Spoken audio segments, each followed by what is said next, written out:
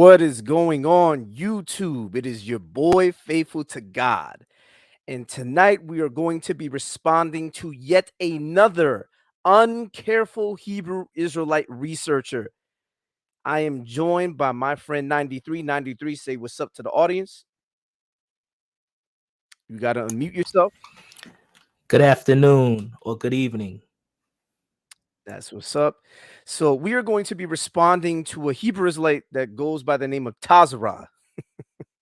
So Tazarah decided to respond to our initial video to Dante Fortson, and the claims that he put forth, the responses that he attempted to put forth were, in my personal opinion, not very good ones. We vetted his information and we are going to be refuting his information, or should I say perhaps his misunderstanding of what he was reading, et cetera, but whatever you want to call it.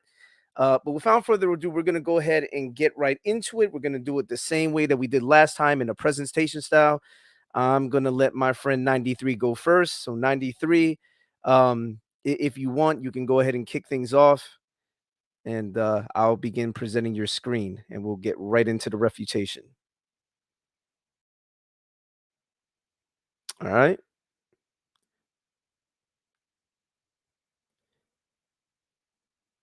All right, just make sure that you present it, and then all right, let me know when you're ready. Oh, I'm sorry. Yep. All right. Can you see my screen? Yes, I can see your screen. Yes. Clap back. You know we had to. Now, what did we get wrong? Now, initially when we did our video critiquing Dante Fortson's claims against Faithful in his initial video, I didn't get a response from Dante per se. I seen him in the comment section. There's been maybe a few Berean live streams that they spoke on it a little bit, but most of it was comment section banter. I had a few exchanges with the brother Tazarah. And I guess some of this information appears, or in my opinion, maybe information he shared or he considers valid. So maybe this is a sensitive topic for him. Some of the sources that I dealt with. So me and him had a few back and forths, and he attempted to debate the points for Dante, and he actually made some points, or at least one point I know that Dante actually seems to have used against Faithful. So without further ado, let's just get into it. So we clapping back. We got to say something. They responded not in video form. I asked Tazarah to come on a live. I don't think he ever does go live. He's usually a comment section fella. But they went on Facebook and they tried to contact us. They have this fella here, Pat Rossino. He tagged all these, seems to be either urban apologists or people that know Faithful. They said, please forward the preceding sources to Faithful to God and 93. And Brother Berean's here. And the guy says, Faithful to God and a guy named 93 did a 5-hour live trying to disprove Dante Fortson and his sources to malign him. We did that to malign him. That was my intention, to malign this brother. That was Faithful intention, to malign this brother. Okay, but brother Tazarah Ban Judah dropped some sources that just destroyed the major points of their argument in less than 30 minutes. When brother Tazarah raised objections, they asked him why he hadn't joined the convo when he tried to join the convo. He said they booted him from the live, so he couldn't respond. So let's see if the sources, because I have about, I want to say 7 screenshots, maybe more, of him destroying our entire argument that we did in our last video in less than 30 minutes. Let's see if they're valid. Let's fact check him. Let's see if Definitely what he's saying didn't is destroy correct. anything. Yeah.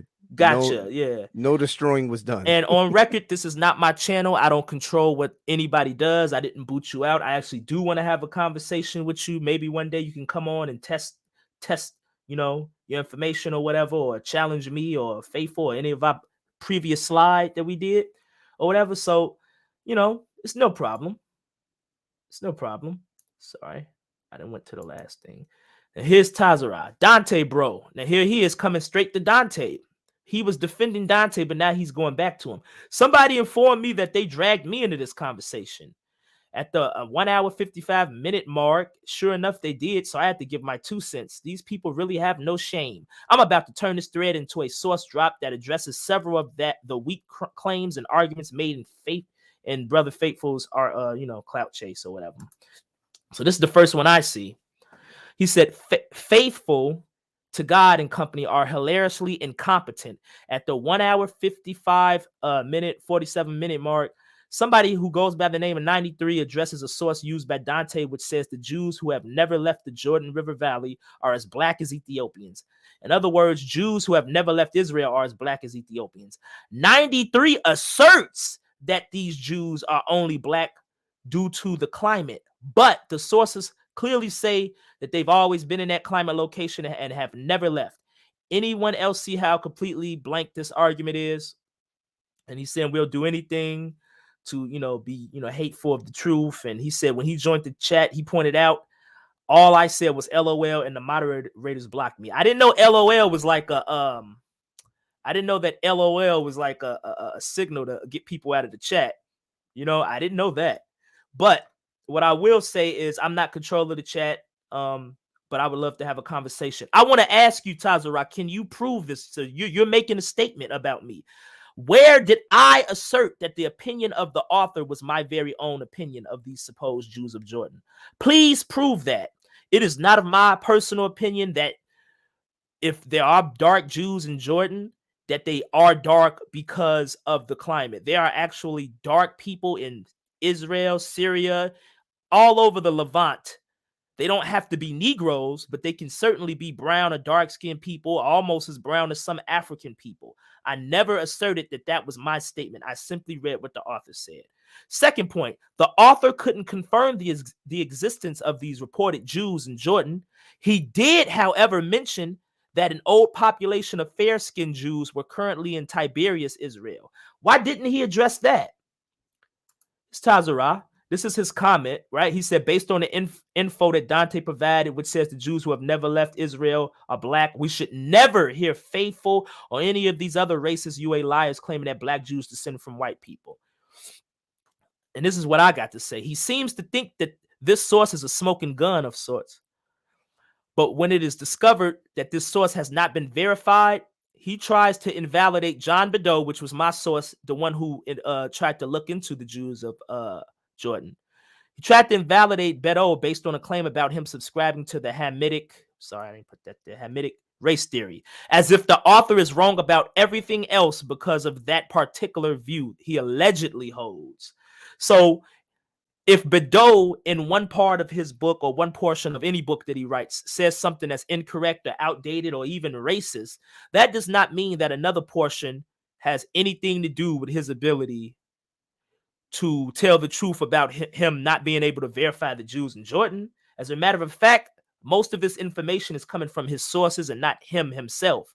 So if he's wrong about something, that doesn't mean that in another area of his source that he's not correct. And that goes for anybody on either Hebrew side or the urban apologist side. We're even willing to quote Adolf Hitler and what he says about modern Jews being compared to Negroes. That doesn't mean we subscribe to Nazism. Not at all. This is the source in question, right? This is Richard Owens, The Classification and Geographical Distribution of Mammalia, 96 and 97. I went through this in the last one, so I'm just going to tell you what he says. He's talking about climate, right? The author is talking about climate. He implies the darkness of skin being influenced by climate in Jordan. He is given the information about these Jews from trusty travelers who 2 years later, we can't find them regarding this account. Down here, we see there are some Jews still lingering in the valleys of Jordan, having been oppressed by the successive conquerors of Syria for ages, a low race of people and described by trustworthy travelers, described to him by trustworthy travelers. He didn't get this. He's getting this from secondhand from someone else, as being black as any of the Ethiopian races. See down here, we, the author, this is 1859, we are thus led to account for the differences in color by the influence of climate without having to refer to the original specific distinctions. Owens concludes climate is the reason for the difference in color. Not me. I did not write this book. This is the source I used of John Bedeau, when he looked into it and he could not confirm what Owens was saying about those specific Jews. Those Jews could exist and be that dark and still not be Negroes and still not be your ancestors and still be people of the Levant who are brown skinned, which we have no problem showing images of brown or dark skinned people in the Levant. Having that skin tone does not make them the ancestors of your people. This is simple. This is simple logic. The source. This is a journal article on the physical characteristics of the Jews by John Bordeaux. This text is from John Bordeaux's 1861 address on the physical anthropology, titled On the Physical. I read the title. So special thanks to Reggie for this source. And this whole source on the JSTOR or whatever, this is a snippet of his portion in that book. It's not his whole book. It's a sort of journal of anthropology with various contributing authors. And we see the page numbers down here, 227, 237. Same thing, 222 to 237, because it has a beginning. So when y'all find this, this is just a snippet of the whole book. This is just John Bordeaux's portion, right? Let's keep going. In Bordeaux's dissertation or article in this book, him and Pritchard make the assertion. Well, sorry, Owens and Pritchard. He notes that Owens and Pritchard make an assertion based on climate. You see the page numbers, right? Now we go to page 224. This is where Bordeaux is unable. I'm sorry, we got all type of errors right here. He's an error, whatever. Owens is an error, and Bordeaux can't fact check him or whatever.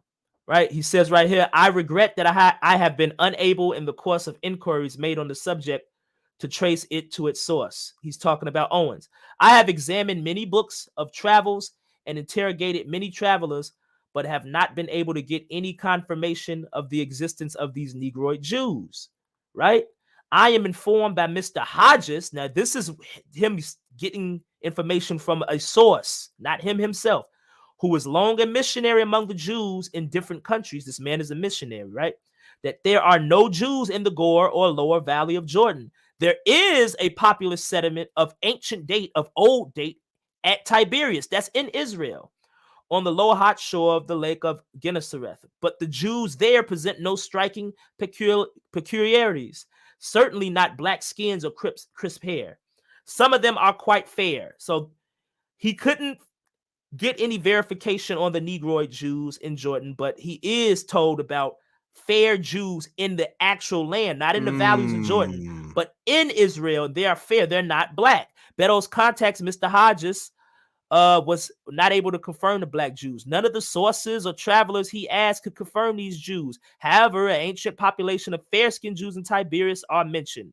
Beddoes' other views are irrelevant, and it has no bearing on his source's inability to confirm these particular Jews of Jordan. This claim is inconclusive, so y'all got to find something else. It's an inconclusive claim. Now, Dante Fortson in his community tab is currently about to attack Faithful on on whatever. False allegations. I would like him to actually pay attention to me, because he's using my source to attack Faithful, but Faithful never gave this source. This is my source, right? Dante's charging him with a source that I, not Faithful, provided, although from the wrong author and page, as y'all gonna see. Tazarah believes that because Beddoes appears to uphold the Hamitic hypothesis, that it negates the account Beddoes received from the missionary, who could not validate the claims of the black Jews in the Valley of Jordan. So both of them have made a mistake. He's trying to say that, somewhere in this article is the Hamitic race hypothesis, and he's trying to say John Bordeaux said that. So here it is.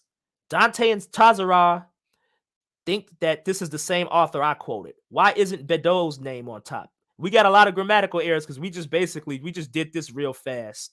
I did this like super fast dealing with them. But you see up here, the name of the author. This is actually not even the author of this. This is the guy of the next page, but the actual author is mentioned on page 10. I'm gonna show y'all. But it's not Bordeaux, where he's talking about Ham's mother was a descendant of Cain, and Canaan was derived from Cain, and that mark set on Cain and his descendants was Negro blackness, right? This whole source has various authors. Dante is parroting Tazarah, who quotes this book right here, The Transactions of Ethnological Society, Volume 1, page 11.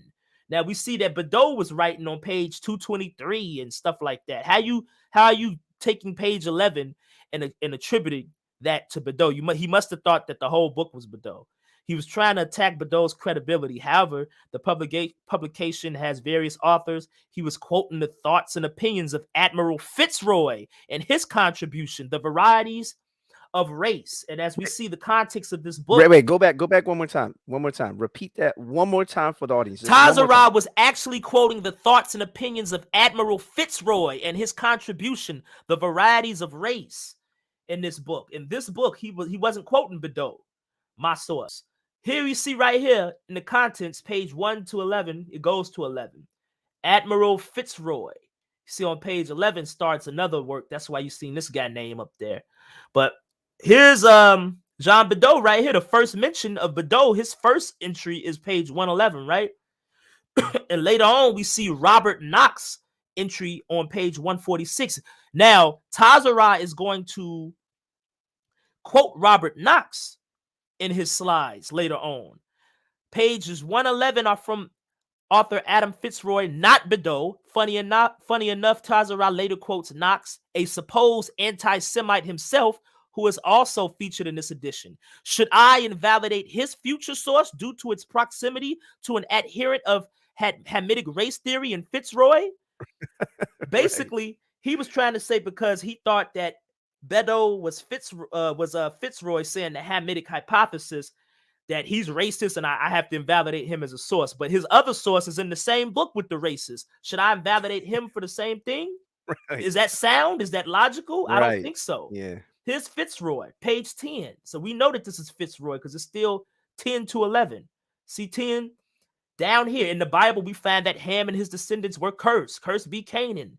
Look, sprang them, host them, mulatto, red, copper, olive, or dark color races. And I have on the right, I have it together where you can see it down here where he talks about Ham.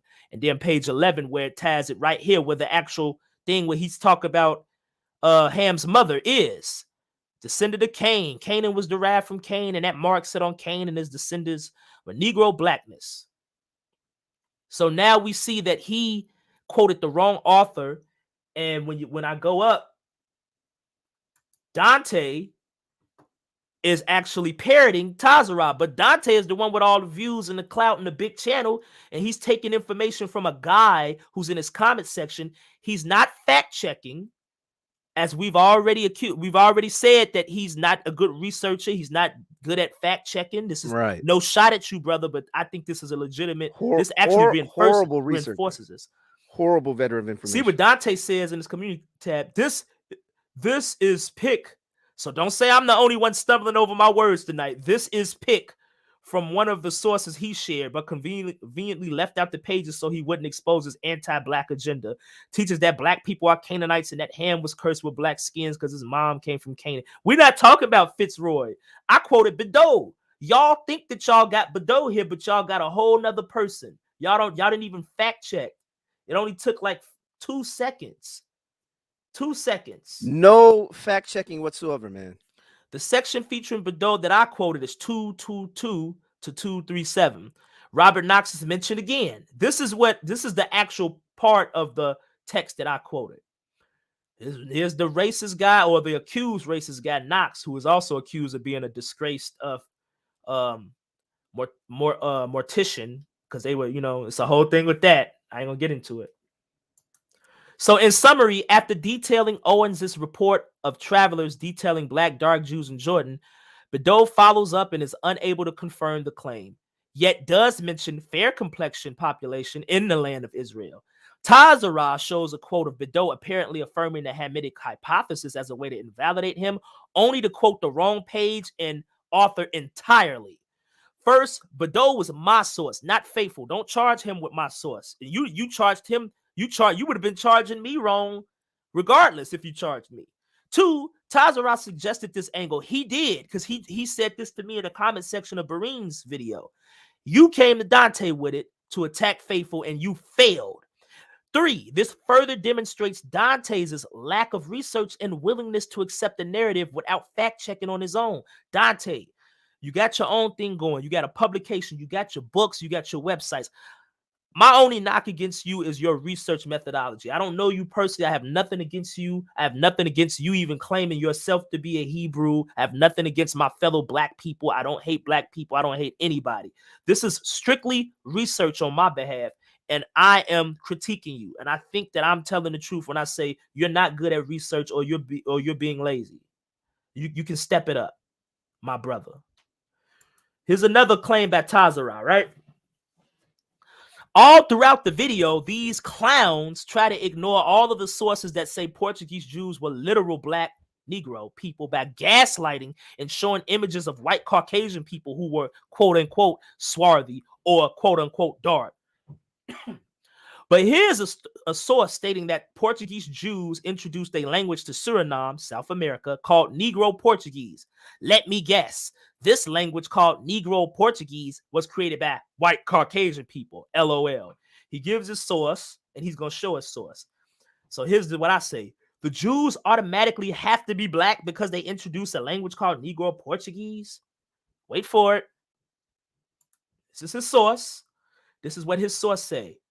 Negro Portuguese, originally introduced into Suriname by Portuguese Jews, is now spoken only by one tribe of the free bush Negroes, the Saramakans, on the upper Suriname, who call it Jotango, Jews' language. There are no printed specimens of it. Now look down here. It goes to talk about Negro French, spoken in Trinidad, right? So perhaps I should take the mention of Negro French as an automatic admission that the French are actually black Negro people based solely on the name. So did white people introduce the Negro Portuguese? That's impossible, right? Thriller. Okay, yeah. Well, let's see. I like quoting this guy, Maurice Fishberg. This is his book, The Jews, A Study of Race and Environment, page 149 to 150. The most curious class of Negro, Jews, is said to have existed in Jamaica and Suriname. In Jamaica, there was a large degree of intermarriage of the Spanish and Portuguese Jews with Negroes. And today, there is said to be a very large colored population bearing Jewish names. So we got black people with Jewish names and customs, but nearly all of whom, however, lapsed from Judaism. About 150 years ago, a new half-breed colony was constituted in the neighborhood of Suriname, which was the result of intermarriage between Jews and Negroes.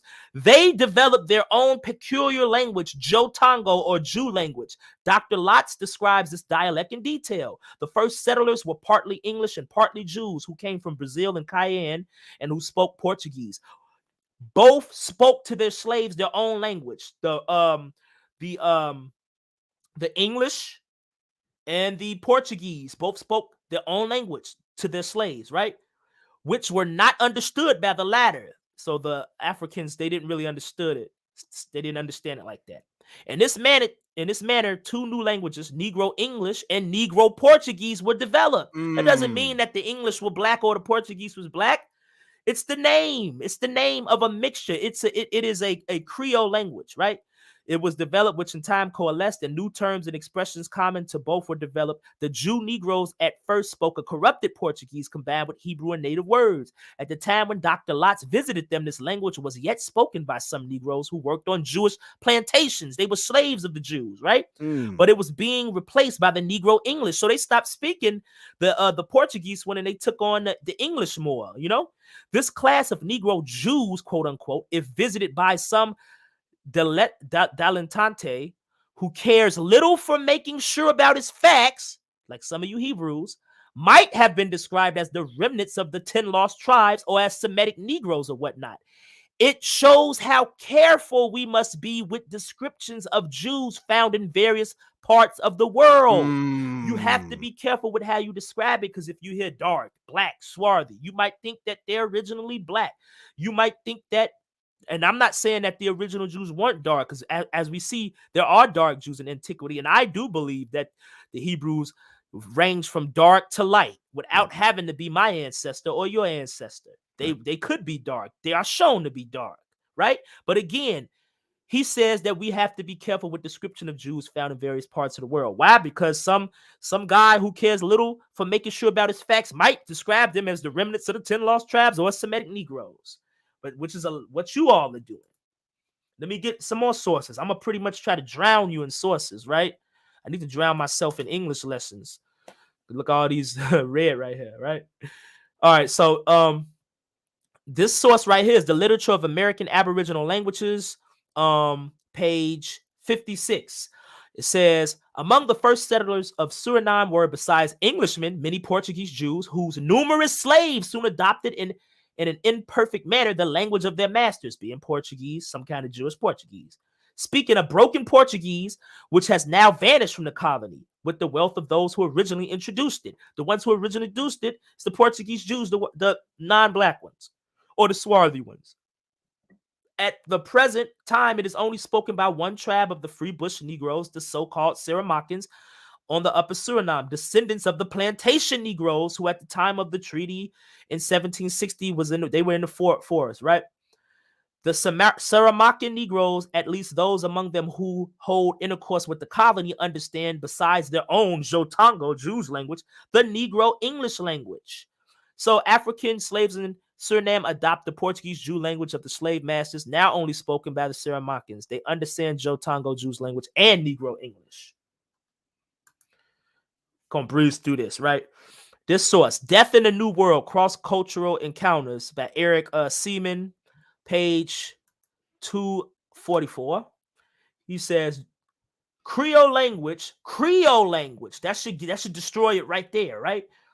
Called Jotango or Jutung, which combined African elements with the Portuguese vocabulary of Sephardic slave owners. Wait, you got to read that one more time, please. Creole language called Jotango or Jutung, which combined African elements with the Portuguese vocabulary of Sephardic slave owners. Now, y'all claiming to be the descendants of slave owners, don't complain about slavery, because you're an enslaver if you're claiming a lot of these Sephardic Jews, specifically in Suriname, or any of the Lakatos in West Africa. Many of them were slave traders and intermediaries, right?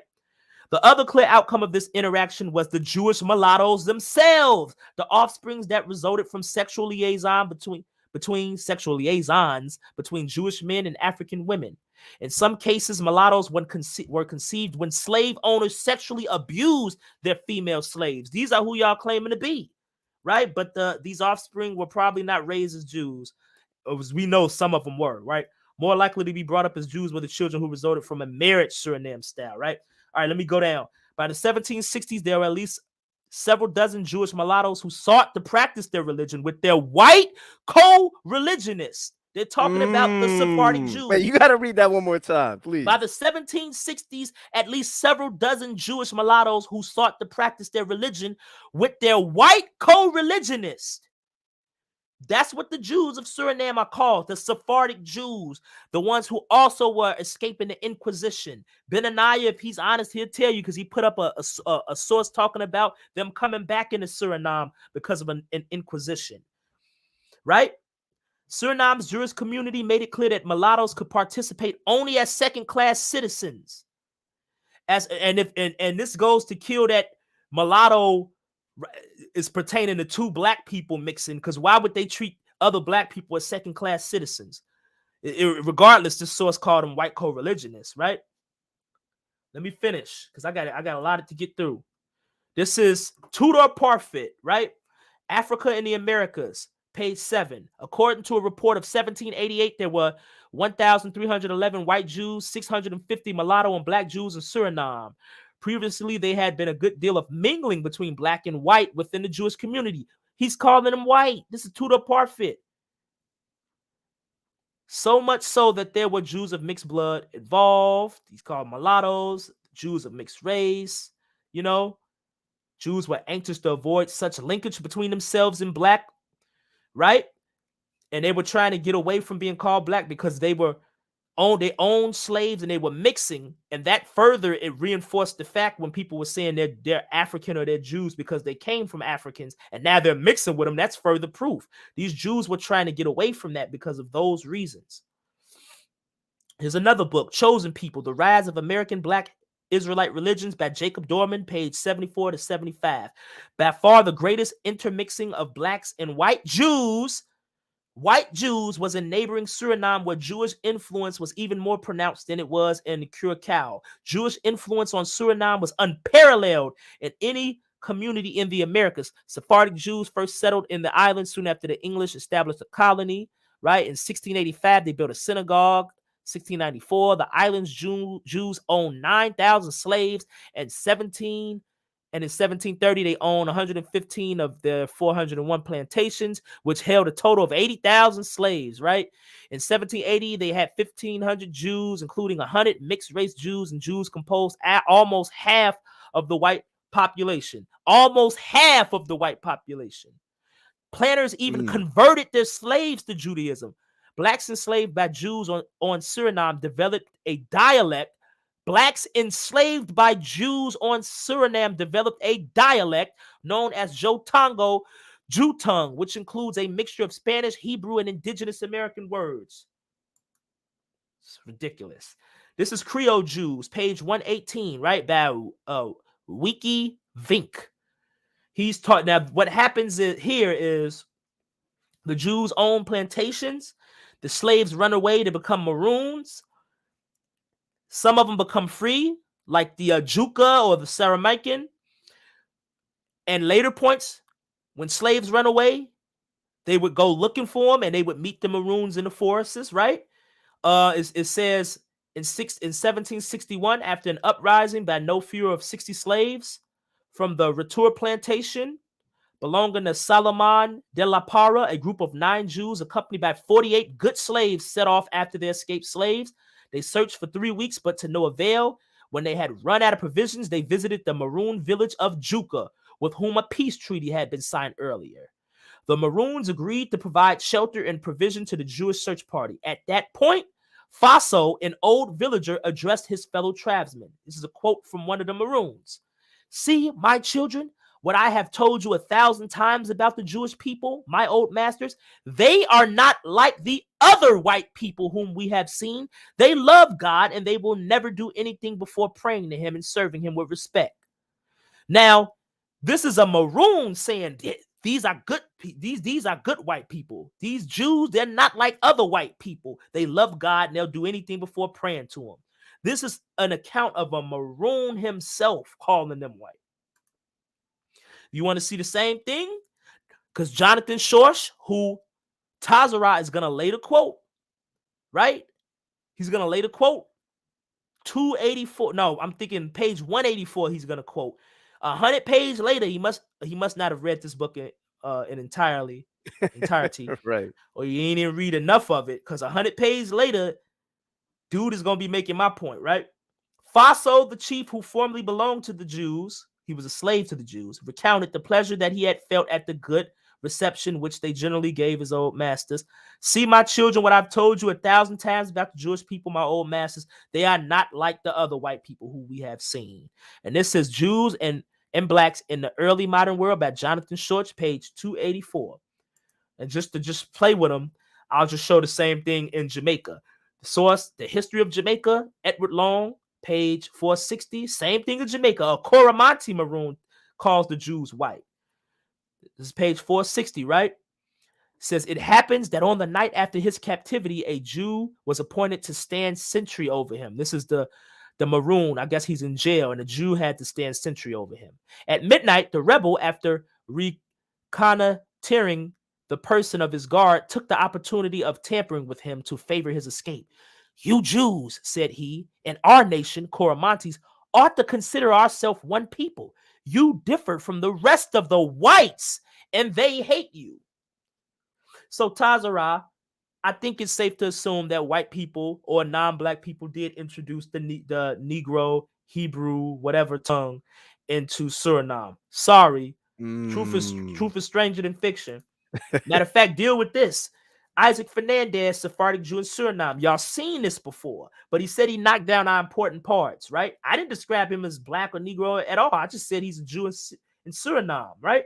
But here he is mixing with a mulatto woman. This is the Fernandez family. You've seen it. I'm not going to dwell too much on it, but this is a non-black Jew, Sephardic Jew. I don't know if he's swarthy to you. He might be swarthy to someone else, but this is his children. This is what your Africans look like. This is what the mixture would look like. Bigger picture. Highlight him. Highlight him. So circle it. He's right Circle it. here. There you Look, go. And look at his nice look at check. his family. His wife, his family. Go to Wow. Suriname, folks.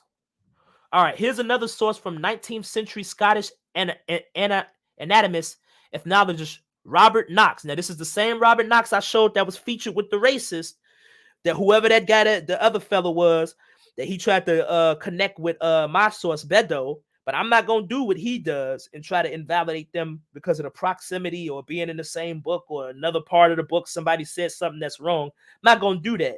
Just going to deal with Robert Knox because it's not that big a deal, right? He said that Robert Knox emphatically states that the Jews are not European, but are African Asiatic, which I agree. He uses words like dark tawny and yellow colored to describe them, but makes it clear multiple times that they are African, not European. Being in Africa, Tazarah, have various skin tones, right? So dark tawny yellow colored, you can see a Khoisan person who I might or may not have genetic affinities to. Those people are not dark. They could be described as dark tawny or yellow colored because they certainly are. You have people in North Africa who are not Negroes that have that skin tone. Them being African or in Africa has no bearing on their descendancy or their relation, their genetic relation to African Americans. Just keep that in mind. You all are playing the skin color thing. We're just responding, right? Right. So they're described as African, not European. We're going to see Wrath. This is his source, page 300. This is Knox. I'm going to read what Knox say. In the history of the Jewish, Coptic, and Gypsy races, these are three right here: Jewish, Coptic, and Gypsy races. The great question of the extinction of race has been considered. These races, placed by theorists with the so-called Caucasian race, and at the head of the Caucasian family, I consider as belonging to the dark races of men. Keep that in mind. Not only the Jews, but the Copts and the Gypsies, right? He said they belong to dark races of men, in his opinion. They are African and Asiatic, not European. The purest of the Jewish race is a dark, tawny, yellow-colored person with jet black hair and eyes seemingly colored. There is no mistaking the race when pure. It is Egyptian, that is African. So when he said that they are African, he's being specific with the Jews. He's saying they're Egyptian or they look like Egyptians, right? But bear in mind these other two, because they belong to the dark. They belong to the dark races of men, and we're going to see what they look like, right? I'm going to quote Tudor Parfit's Hybrid Hate, page 215. The conflation of Jew and Negro was constructed on the earlier foundations of centuries of writing and thought, detailing the inseparable links between Jews and Negroes and their unique position in the world as people apart from the generality of humankind. All right, I'm going to move on. The anti-Semite Robert Knox was one of the first 19th century physical anthropologists to argue unambiguously that Jews were of Negro origin. His thinking, as set out in his book, Races of Men, has to be viewed against the backdrop of the fight for political emancipation of British Jews, which Knox opposed, but which, when he was writing his book, was well on the way to being won. Knox's disappointment with this turn of events drips off the page. Anticipating the arguments of the German anti-Semite Wilhelm Marr, a few years later, he argued that the Jews had no right to emancipation. They were categorically not part of the Caucasian race. Indeed, they belonged to the dark races of men. They were African. So this is who you quoting, but you're saying something is wrong with us if we did quote someone who believed in the Hamitic race theory, but you're quoting someone who is an anti-Semite. But that, in all honesty, he could be that, and that's wrong. But if he said something that's true, it's true. We're not playing games here. I don't have to play the games you play, sir. So this is page 190, right? This is regarding, I'm sorry, no, it's at the bottom. I'm sorry. Page 190. So he's comparing modern Jews in Amsterdam to the Egyptians, specifically Ramses. His comparisons of Jews with African Egyptians. See down here? But what particularly, English language, but what fascinated him The most was the colossal granite head from Thebes of the 19th dynasty pharaoh Ramses, which had been acquired by the British Museum in 1821 and had become known in London as the Young Memnon. Now, anybody who know what Young Memnon is, that's Ramses. Y'all can look it up. I'm going to show it anyway. But this is what Knox wrote. Willing to embrace every opportunity of looking at those glorious specimens of art in the British Museum, I repaired to the museum, where again contemplating the bust of the young Memnon, this is Ramses, new light broke at once on my view. It seemed to me that I had, at one time or another, and that even lately, seen persons who might have set to a sculptor for the likeness of the head of the Coptic prince. So he thinking that he's seen people that look like Ramses in real life, right? That the precise features and forms, even to the most perfect resemblance of look, were to be found to this day unaltered in Britain, that the Coptic blood, or at least race analogous, remain unaltered and strongly affiliated even to this day here in Britain. This fact, for such I felt convinced it was, excited in my mind the deepest reflections, right? So Knox didn't really like the Jews. His Oh, wait. observation. Real quick. Can you stop presenting? I'm going to show something. This is from it deals with Knox, unless you already Knox, dealt with it. So this is you can from come after me. So I gotta run got you, through. got I you, gotta got you. run through. I got an hour. Knox really didn't like the Jews. His observation that Jews seem to have been trafficking in cast-off garments since Rome itself was founded. Okay, I'm gonna move. Knox already decided that at some point soon he should visit Amsterdam, where there is a large Jewish community. Right? All right. We see the quote here again. Young Memnon, he was anxious to visit the Jewish quarter of Amsterdam, where I was told I should meet with 10,000 Israelites, male and female, walking about or in collected groups, right? Uh, in collected groups apart to a certain extent from the other race, the Saxon, strongly contrasted with the Jew. Now, this is not any of their arguments, but this man is saying that the Saxons is strongly contrasted with the Jew. So all y'all that try to say the Saxons are Jews, here's somebody saying that they have a strong contrast with the Jew. Right? Having repaired to the quarter of the city occupied by this race in Amsterdam, I found the synagogue open and crowded. Divine worship was going on. The people were standing in crowds around the altar. It was not proper to take off the hat. Near me, almost within reach, stood a youth about 16, and not far from him, others, the perfect likeness of young Memnon. Now, he went in Amsterdam into he went into their synagogue, and he said right there within reach, a youth 16 years old was the perfect likeness of young Memnon, right? In that fixed look, nothing could be seen more than in the statue. This is the original source right here, right? Primary source where Knox equates modern Jews in Amsterdam with Egyptians. This is page 137 of his book, The Races of Men, a fragment by Robert Knox. He did this in 1850. Thus, I learned that originally the ancient Copt and a large section of the Jewish people were one and the same race with slight differences, however, which the Egyptian sculptor knew how to caricature, right? All right. I mean, the head of young Memnon, although it really be the bust of Amenhotep II. This is what he's saying, right? He's talking about the Jewish race. But the land of Egypt still abounds with its ancient monuments. The race was quite peculiar and was, I think, African, or at least allied to the African races. The mouth and lips all but prove this. This is the same thing they say about Jews. Look at their lips. Look at their head shape. Look at their nose. Nevertheless, their identity with a great section of the present modern Jewish race cannot be doubted. The young Jew of London or Amsterdam might readily sit for a likeness of the bust of Amenhotep. That's him. That's him. Thick lips, Oh, kind of a broad nose. real quick, let me just say this right now. I have an article that shows that Knox's position was actually the minority position, and I'm going to show later what the majority position from the anthropologists of that period were for the exact same Jews that Knox was talking about.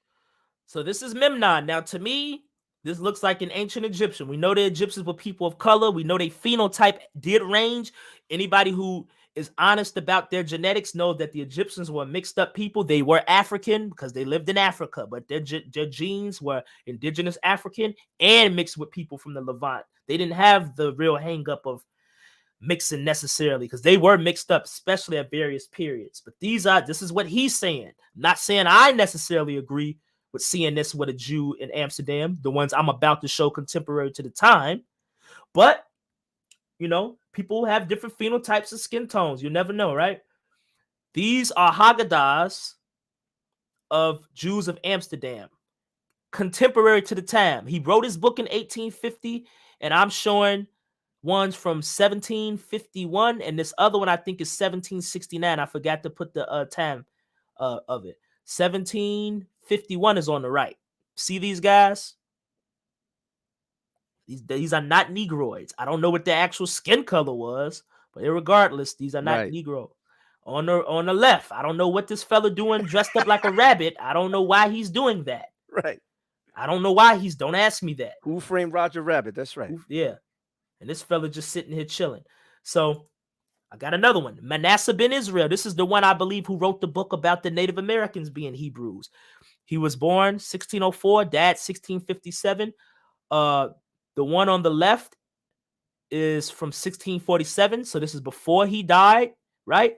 He is a Portuguese Jew who lived in Amsterdam. Now, in Amsterdam, you had Sephardic Jews who owned slaves. Jonathan Shorts mentions that in his book. I didn't mention it, but I'm just telling you that that's a documented fact that Sephardic Jews lived in Amsterdam and had black slaves. And the other one, and that man definitely is not black. This one is Rembrandt. Rembrandt did this one. I mean, hey, it is what it is. I just wanted to throw this one in again, that Adam Gorowski, right? He notes on how modern day non-black Jews look similar to mixed mulatto people, right? He's in Poland. He said the number of Jews have the greatest resemblance to American mulattoes, right? I took every light-colored mulatto for a Jew. When he came to America, he thought mulatto people were Jews. They must have been tan or brown or whatever.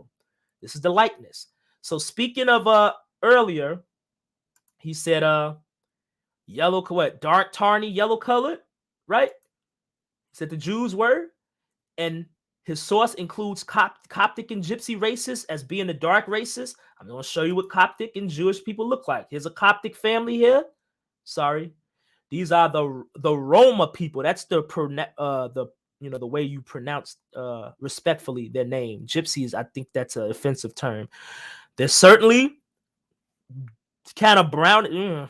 Well, these specifically, I don't want to get into look brown to light. Yeah, they're not white, they're not black, but I can see how somebody can dark say to they're light, dark-ish, right? yellow-ish, tawny-ish.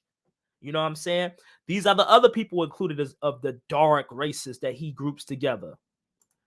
It's another example: dark tawny, yellow, olive. We're not afraid to show actual. That dude in the middle looked like Tony Parker, like the NBA player Jesse Tony Parker. Williams, I believe, the actor. He's mixed race, but we just talking about the skin tone. This woman right here obviously is not. She's of a different ethnicity, but she had brown skin. So is this guy. This is a beautiful woman. We're gonna show the dark ones. I showed this. What's the problem with showing dark Jews, Syrians, right? This is in Dura Europa. There's people in Syria today with the skin tone. And look, there's also people in Syria that look like this, lighter skinned, fair Jews. What's the problem? Show them Aaron. This is 3rd century. I have no problem with Jews being dark or even described as black like this, but that doesn't mean that they're your ancestors. Right. They could have originally been like this. They could have originally been like this. They could have originally been like both, and I don't have a problem. This is Aaron. This is Dura Europa's 3rd century. They're showing Aaron. He's certainly tan skin. He's not a white man, not a black man. Even if he was darker, he still wouldn't be your ancestor. I don't see the problem. Here, look, I showed the same thing. Yemenite Jews, the Ketubah, who's their marriage document, the left. This is in Israel, right? This is in the 6th century, the Beit Alpha synagogue, just as brown, depicted as the people in Yemen right here. Doesn't mean they're African Americans. You have to do more research. These are Syrians, swarthy skin, brown skin. So Yemenites, swarthy, brown, similar to the Syrians. Let's keep going. As I mentioned previously, Faithless and his buddy were very adamant about terms like swarthy not being able to be applied to literal black Negro people. They claim whenever we see the word, it can only be talking about dark Caucasian or tan Caucasian people. But according to sources, that is not the case. Of all things, he went and got Webster's dictionary. But I'll deal with that in a minute. Where was I or or Faithful adamant about swarthy not being able to be applied to Black African Right. people, or that it only applied to tan or dark Europeans. Just as Benaiah Israel, because if y'all go to his thing or y'all see my last video, I showed how he dealt with mulatto, right? Just as Benaiah brought out mulatto having a broad term prior to the 1750s, it appears that dark, swarthy, or even Negroid can be ambiguous and implied to non-Black African people, as I have demonstrated. We now cannot rely only on descriptions of color, seeing as actual Black and non-Black people could be described with the same terms. We need to dig deeper to discern for sure what these people actually look like. Now, at least I showed you pictures or images of people contemporary, right? At least I made the correlation of his source saying they looked like Memnon. I went to Amsterdam. I showed you what the people of Amsterdam looked like at the time. At least I showed you Syrians. At least I showed you actual swarthy people. At least I had enough fortitude to show you the dark ones in during Europos. Didn't have to hide it because they say these are Negroids, but I know that there are people in Syria as dark or as light as both of these images, right? It's not the case. Benaniah said plainly, he showed that his source, Jack Forbes, gave some evidence, and I'll just go ahead and agree that mulatto didn't simply mean black and white. It could be two Black people. And then after a point, it only meant black and white. So if it had an ambiguous term like that, why can't you extend that same courtesy or understand the logic that it goes the same way when they are describing non-Black people as black or dark? When you see that, you shouldn't just be thirsty and jump up and say, that's our people. When there are other people of similar skin tone around the world who are not your people, the Papua New Guineans, the literal Hindu Indians. So let's go to his Webster Dictionary, right? Swarthy, being of a dark hue or dusky complexion, tawny. In warm climates, the complexion of men is universally swarthy or black. The Moors, Spaniards, look, the Spaniards and Italians. Didn't I show you the Italians? His definition still agrees with me. It's still broad enough to include non-Black people. Yes, Right. it does say explicitly here Black as swarthy African. Blacks are described as swarthy too. There must be a range or forms of swarthy. Swarthy like an African is not the same as swarthy as an Italian. You got to understand racism, white supremacy. A tanned white person that naturally tanned and came from regions not associated with their people, they were xenophobic towards them too. And they said anybody who is not of my stock and you're tan, that little bit of darkness is enough to throw you away. Just think about it. The brown paper bag test. A mulatto. They don't accept mulattoes. They weren't dark skinned. They were light. They looked like them at times, but they were cast into the Negro section, just like these non-Negroes were cast into the Negro section. While his dictionary entry does specifically reference Africans as swarthy, it also states that in warm climates, the universal complexion of men is swarthy.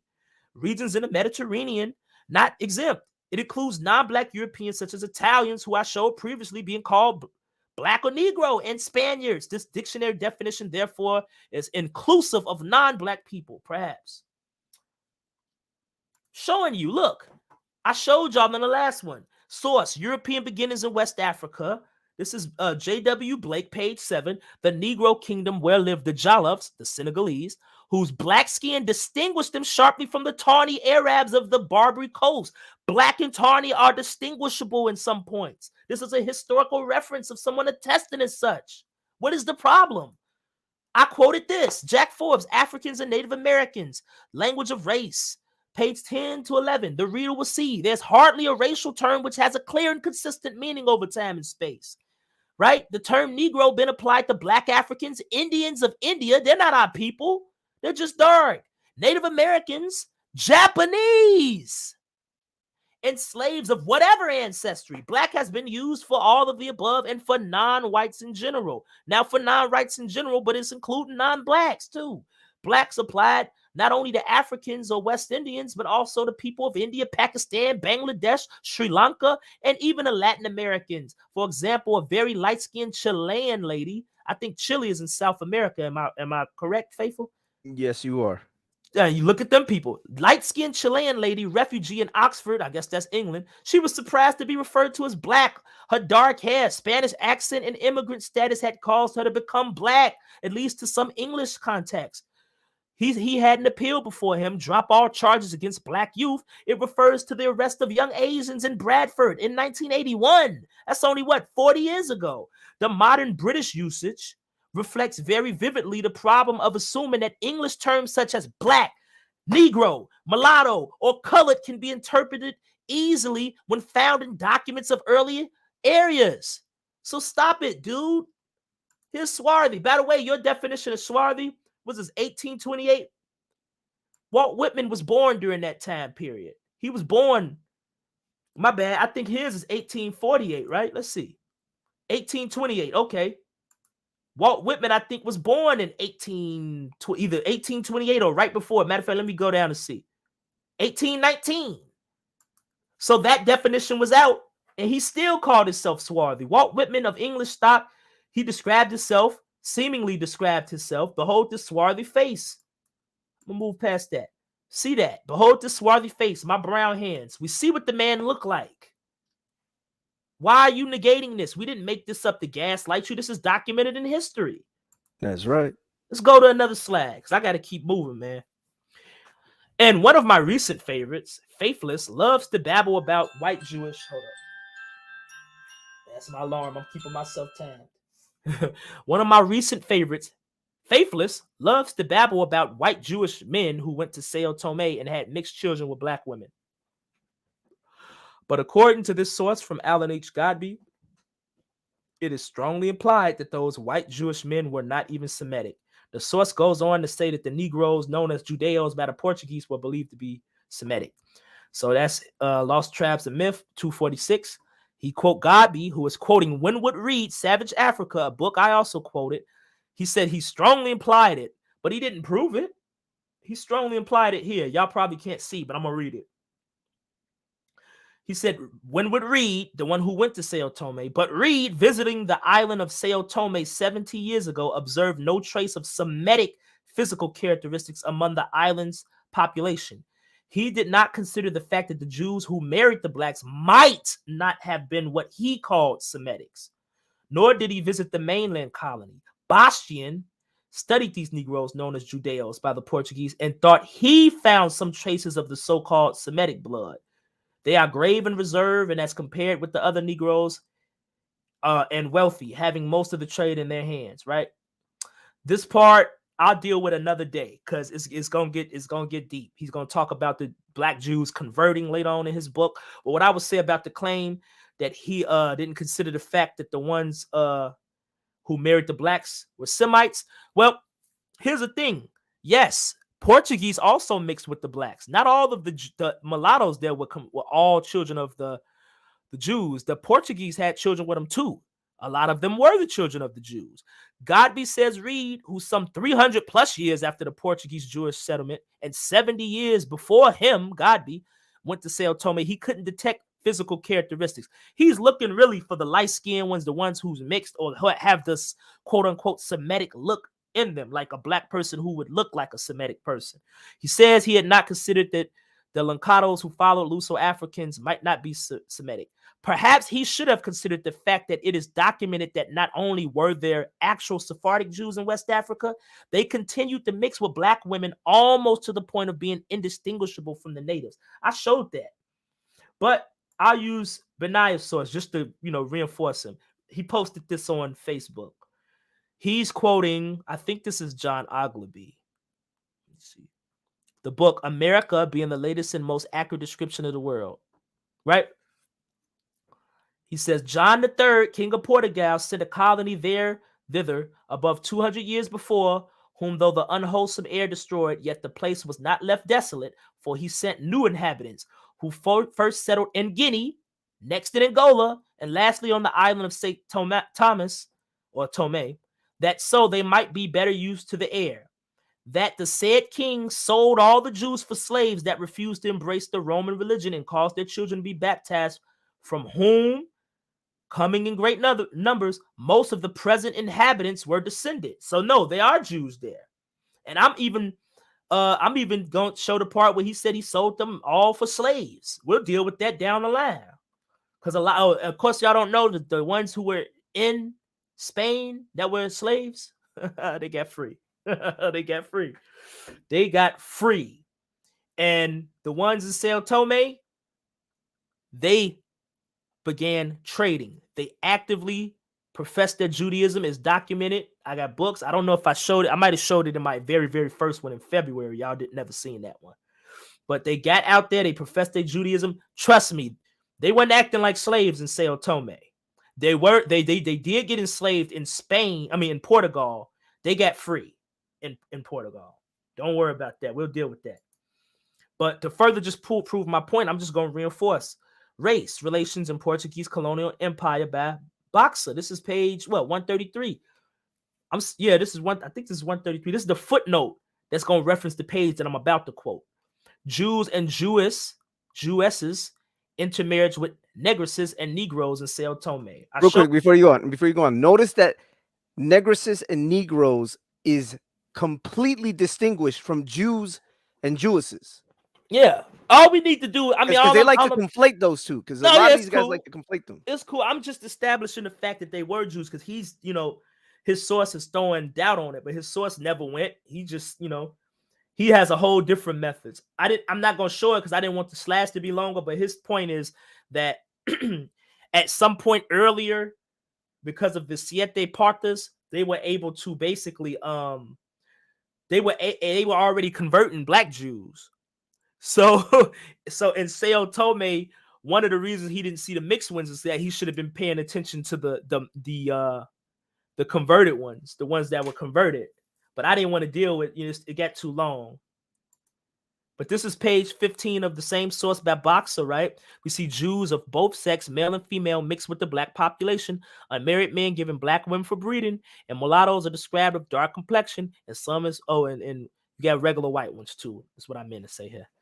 The island of Sao Tome was originally colonized in the last decade of the 15th century by levies of white families sent from Portugal, by forcibly baptized Jewish children of both sexes. These are the same children y'all always say got ripped away and nobody found them. Here's the source saying what happened.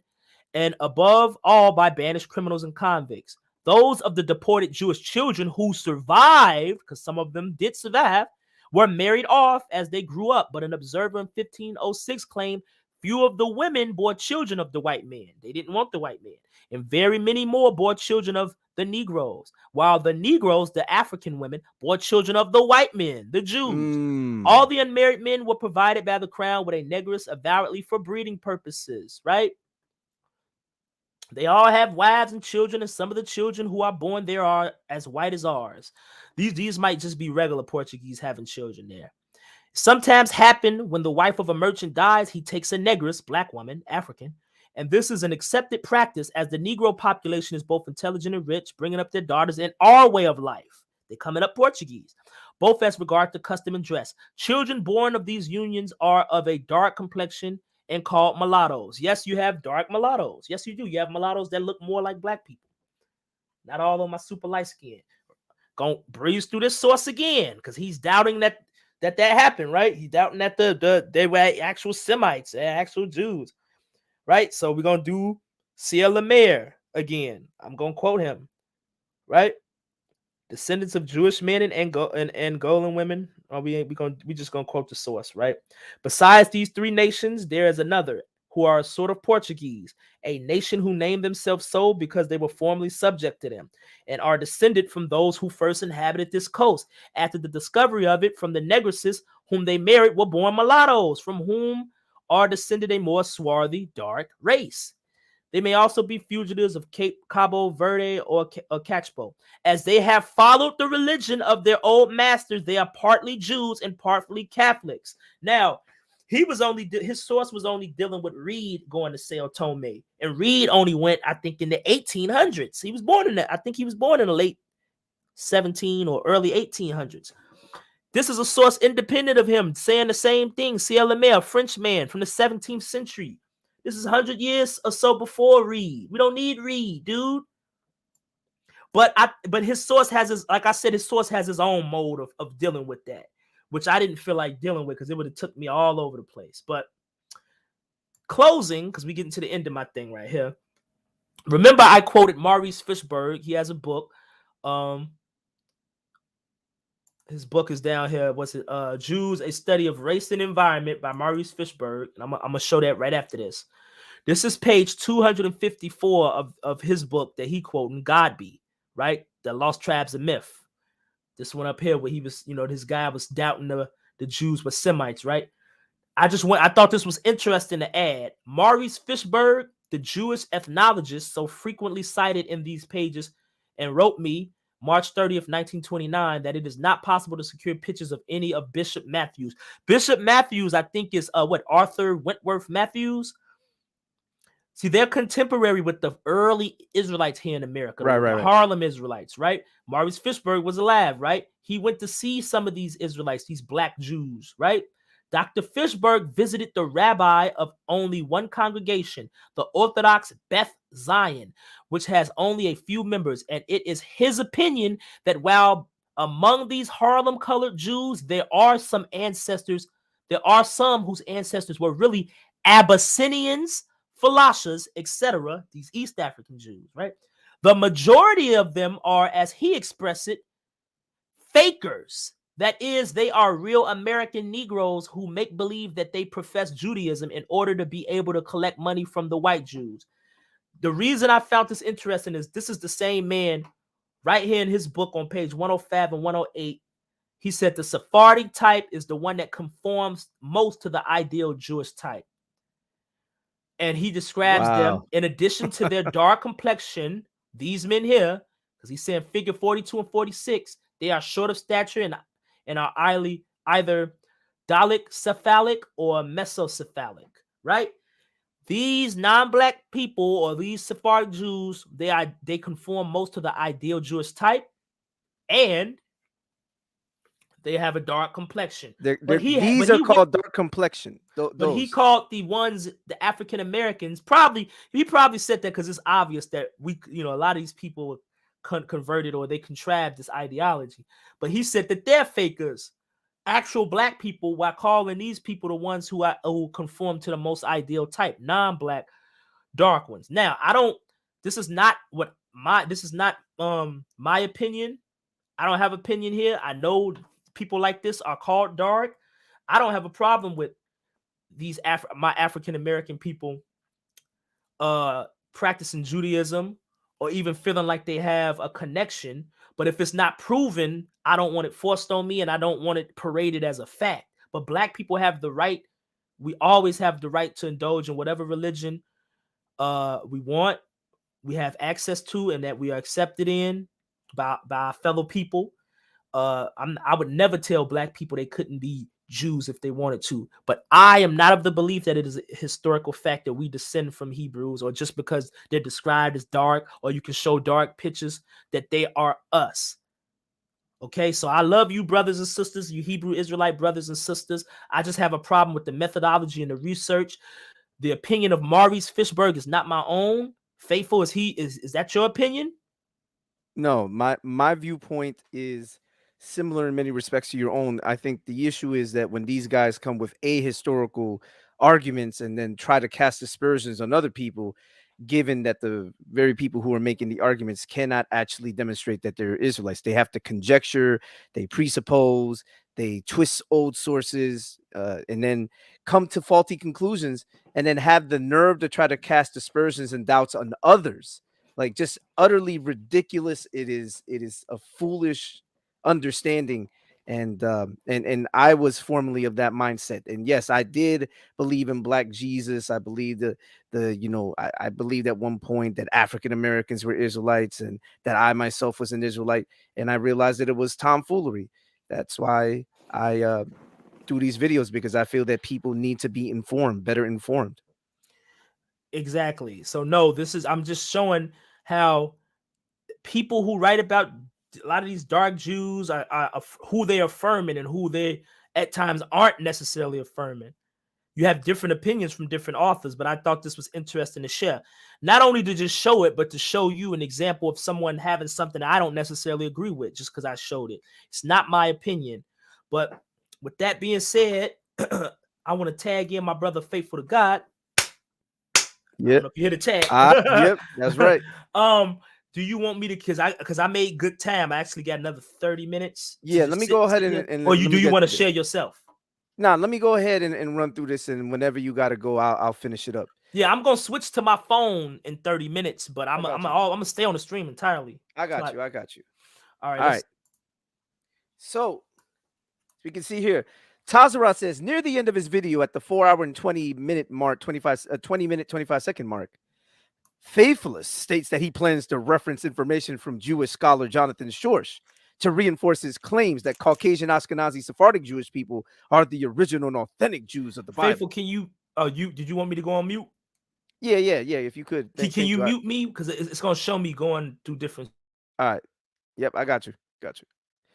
He says, but on it says, plans to use reference information from Jonathan Schorsch to reinforce his claims that Caucasian Ashkenazi Sephardic Jewish people are the original and authentic Jews of the Bible.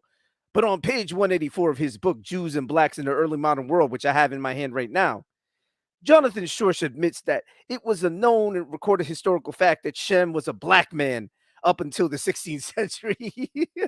So he misreads what rise of European colonialism, during which Europeans whitewash and change all the historical text to make Shem a white man. And then he gives the page citation. So if you could move to the next slide for me, please. Now, this is his quote right here. Yeah,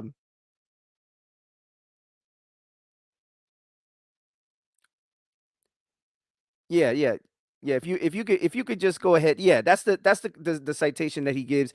And it says Harold Brackenman cited the fascinating and revealing emendations made to the color scheme of Noah's three sons that appeared in the first editions of the early medieval text Pirkei de Rabbi Eliezer. Shem, originally black and pleasing in earlier manuscripts, was Europeanized, becoming white and pleasing. Can you go ahead? Yeah. Tazarah's argument is centered on a logical fallacy called false equivalence. This fallacy is committed when an equivalence is drawn between two subjects based on flawed or false reasoning. Example one: swans are white, doves are white, therefore swans are doves. Second example: the Rabbi Eleazar Pikri says Shem was black but pleasing. African Americans are black. Therefore, African Americans are Shemites. Next slide. The first example is flawed because the whiteness of doves and swans does not make them the same type of bird. The second example is flawed because the alleged darkness or blackness of Shem does not automatically make anyone with dark or black skin a descendant of Shem. Next.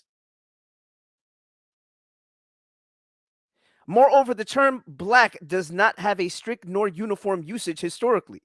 Said color does not merely denote the color of Bantu Africans.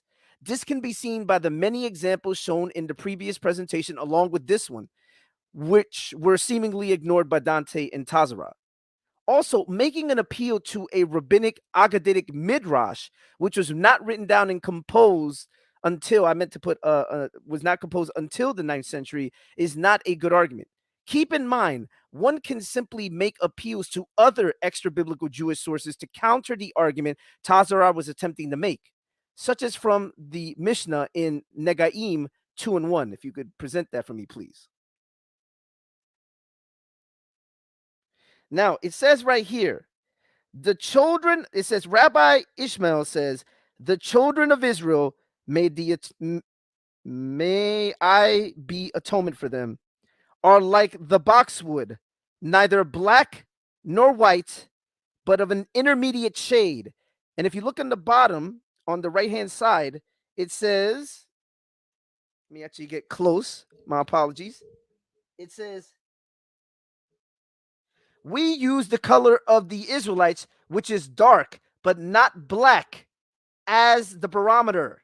I'm going to say that again. We use the skin of Israelites, The skin of Israelites, which is dark but not black, as the barometer. Very interesting, huh? So then dark and black in some sense, well, let me not say dark or black. In this case, dark doesn't mean black. It does not mean black. All right? Yes, sir. I'm going to read this one more time. The children of Israel, may I be atonement for them, are like boxwood, neither black nor white, but of an intermediate shade. All right, next slide. Let's look at some boxwood. There you go. Kind of like those depictions of those Jews, right? You got one that's darker, one that's lighter. Huh? But anyways, all right, what's the next slide? Here we go. It should be noted that Tazarah, matter of fact, before I go on, also, let me just say this. I didn't put this in the presentation. I'm going to say it very quickly. The irony of ironies is that Tazarah basically makes the argument that it's impossible for them to be Israelites based on a superficiality, the superficialness of skin color, as if to say, if Shen was dark or black or whatever, or just a very dark skin tone, somehow these people can't be the Israelites because of their skin tone. How absolutely and utterly foolish. As if Israelites weren't scattered into all places, intermarried with different people, and didn't begin to take on the appearances of other people. If you have an Israelite that's scattered into Germany and he has no wife and he marries a German woman and they produce a child, and then their child marries a German woman, and then their child marries a German woman, after 5 generations, are those people not going to look like Germans? Like, what world does this guy Tazarah live in? A historical fantasy world does he live in where he thinks that people just remain uniformly the same when they're scattered into different places and are forced to intermarry with the local population? That is just foolish. All right. But it says it should also be noted that Tazarah ignored pages 166 and 167 in the same book he tried to misuse. All right. Now, here it goes. I know the text is very small. I have the book right in front of me and I'm going to read it. And it says, the idea of quote unquote nation at the end of the Middle Ages constituted an essentially ethno linguistic one, as previously mentioned. From the era of contact with sub-Saharan Africans, Europeans appeared familiar with the different nations or quote unquote countries from which they originated. Although no contemporary source delineated the relationship between the categorical level of these nations and the categorical level of quote unquote black or Negroes, one sees by the 17th century their simultaneous use. Although knowledge of ethnic particularities in Africa continued in Europe and the Americas among planters, merchants, travelers, missionaries, and politicians, the generic term Negro or Black and the cluster of concepts around it came to predominate. The importance of the term and concept of whiteness, not surprisingly, also rose in this period. The specific usefulness of whiteness for Jews inherent in the fact that Jews could include themselves in the dominant culture as whites in a way that they could not as non-Christians. Let me say that one more time. That Jews could include themselves in the dominant culture as whites in ways that they could not as non-Christians. And why is this important? Because the very name of this chapter is Inventing Jewish Whiteness, the 17th century Western Sephardic Diaspora, Part 1. This was Jews, the very people he's claiming as his kin, claiming whiteness for themselves. One late 20th century Jew growing up in the Mississippi aptly expressed this quandary in his recollections. I didn't want to be Christian, but at the same time, I didn't want to be different. Whiteness provided entry into the dominant class to Jews who believed they belonged there by dint of the quality and antiquity of their civilization. Such was their hope in any case. This is the amazing part, right? This is what Jews, the Sephardic Jews. So this is, again, pages 166 to 167. I'm sorry if I left the 7 out. Notice that the Jews came to identify themselves as white. How could they have passed for white within the quote-unquote dominant white culture, so-called white culture, if their physical appearance was supposedly restricted to the Bantu phenotype? Makes no sense, does it? All right, let's go on. Now he says over here, Faithless and his buddy, as well as several other people in the chat, stated multiple times throughout the video that there are no painting images of black Portuguese Jews, and tries to use that as evidence that the Portuguese Jews were not literally black people. But we have sources from scholars, historians such as Godfrey Higgins, referenced by Mangasar Muradic in Liberal Review in 1906, stating that the first known images of Christ depicted him as a black man. So were all of these black images of? So where are all of these black images of Christ? I guess since the ruling class, white Europeans, didn't parade these black images of Christ around, they must mean they don't exist. And then he quotes the source. But look at what it says on the side. So-called Hebrews have not produced images of Portuguese Jews being depicted as Negroes. There are old depictions of Jews and Christ being both dark and fair-skinned. There are many depictions of Christ being dark-skinned in Italy that still exist today. So his idea is that somehow this is being hidden, because that's what it seems like he's alluding to, that they're hiding it. They're hiding all of this. But we're going to find out in a moment, and we're going to see when these things date to. And that's funny that you put the smiley face there. All right, let's go on. So this is the source, and it says, basically, as further evidence that the word Christ is carrying out the Krishna idea, it is stated on what I regard as first class authority that the first pictures represent him as being dark. The authority referred to is Higgins. In his immortal work, the Anacalypsis, the author states that in churches and cathedrals in Italy and adjoining countries, he found half a dozen or more black images of Christ. Number one, the author cites Godfrey Higgins' claim, even though Higgins did not live from the 2nd through the 4th centuries and was merely giving his opinion on nothing more than fanciful ideas that he made up via faulty conjecture. Tazarah doesn't seem to realize that many of the depictions that Higgins came across are medieval depictions that still exist to this day. Let's take a look at some of them. Cristonero of Calstaniseta between the 13th to 15th century. All right, y'all see that? All right, keep going. Cristonero de Pulgrinano, 13th century. Let's see if we can yep, get a closer look. Notice his phenotype. All right, keep going. Mr. Rogers. You're funny. Cristonero of San Giovanni and Chivari, 1600s. Let's get a closer look at this. Y'all notice that these Christs have straight hair, and they have the kind of depictions of the so-called traditional depictions. Utterly amazing. And these are all medieval, by the way. Now, before we go on, I just want to say this. These are not original depictions. These were not the first depictions. Higgins essentially was conjecturing what he saw in his own mind with his own theories. Anyone who looks at his work will know that he was basically making everybody black. And on top of that, he was claiming that the Jews were really a band of Indians, and then he would claim that they were Ethiopians. He was all over the place. But point blank period, these depictions still exist to this day. So what in the world is Tazarah talking about? But they're medieval depictions. That's what Higgins was seeing, medieval depictions. Well, let's go ahead and see. What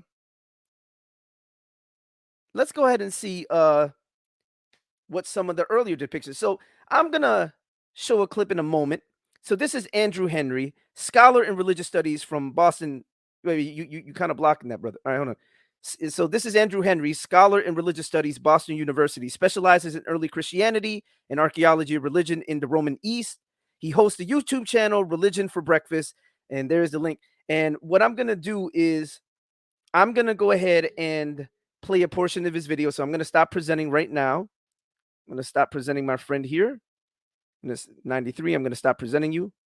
And I'm going to go ahead and run this in my sound mix. Hopefully the first time it works, we can run through this quickly and then finish up the presentation. If not, I will finish it up on my end. So what I'm doing now is I am pulling up the relevant video with the artwork. Now, I'm going to give it a very quick test run. So I want everybody in the audience to tell me if they hear what I'm about to play momentarily. All right.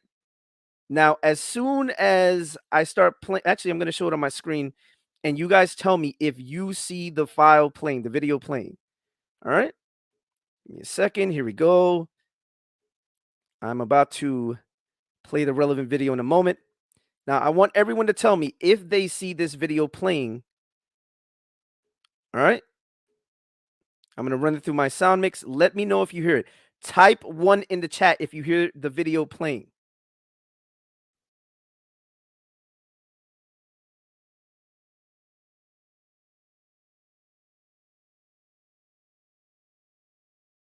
Okay, could everybody hear that? 93, could you hear that? If you cannot hear that, then what I would like to do is see if I could try this other I alternate. can't hear nothing. All right, I'm going to try this other way. Hold on 1 second. All right.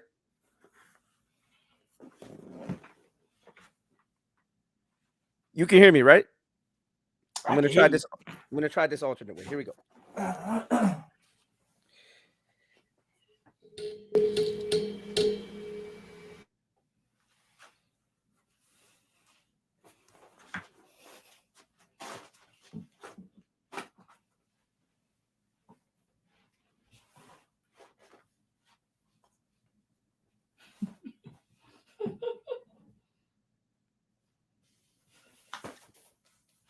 thegreatcoursesplus.com/religion for breakfast to check out their course Gnosticism, taught by the leading scholar of Christianity, Dr. David Brackey. Jesus' look is fairly standardized, from the Christ Redeemer statue in Rio de Janeiro to nearly every modern painting around the world. He has shoulder-length hair, a full beard, and super white. Some more self-aware depictions try to portray him like what a Middle Eastern rabbi probably would have looked like, with darker skin and hair.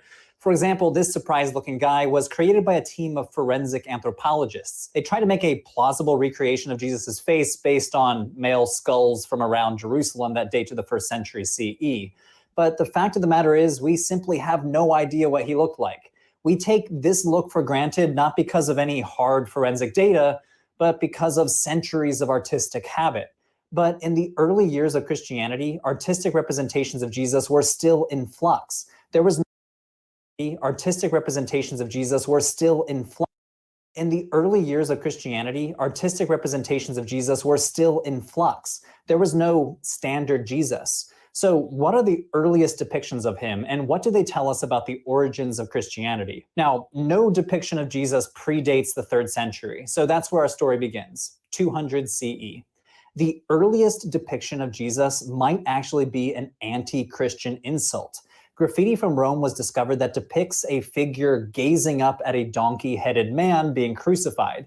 The Latin inscription reads, "Alexamenos worships God." Some scholars have interpreted this as someone making fun of their acquaintance, Alexamenos, for becoming a Christian. After all, crucifixion was one of the most disgraceful ways to be executed in the Roman Empire, and it must have struck the Romans as very weird to worship a guy who was crucified. But why the donkey head? That seems very random. A few ancient texts suggest that the Romans circulated a rumor that Jews and Christians worshipped a donkey or a donkey head. A 2nd to 3rd century text by a Christian named Minucius Felix reports a Roman stereotype that Christians consecrate and worship the head of a donkey, the lowest creature. And the Christian bishop Tertullian responded to criticism that our God is a donkey's head. Tertullian also mentions a guy walking around carrying a picture with the inscription, "The donkey begotten God of the Christians."